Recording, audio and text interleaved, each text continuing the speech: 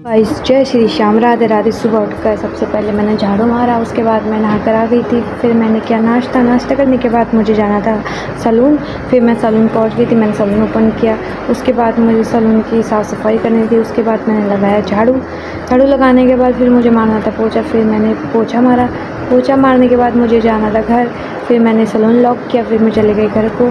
फिर उसके बाद दीदी रेडी नहीं हुई थी, दीदी को मेरे को छोड़ना था। फिर दीदी रेडी हो चुकी थी, फिर हम चले गए बरानी को दीदी को छोड़ने। फिर दीदी को धूप लग रही थी, फेस कवर कर लिया। फिर हम पहुंच गए थे कैफ़े, क्योंकि हमारा कुछ काम था। फिर कैफ़े में काम हो चुका था। उसके बाद हम चले गए बस स्टेशन, बस आ गई थी। फिर मेरी दीदी चले गई हल्द्वानी को। उसके बाद दीदी चली गई थी, तो फिर मुझे जाना था घर। फिर मैं निकल गई घर के लिए।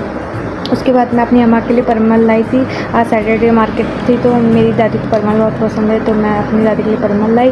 फिर कैफ़े में काम था। फिर कैफ़े में काम करवाने के बाद मैं निकल गई घर के लिए।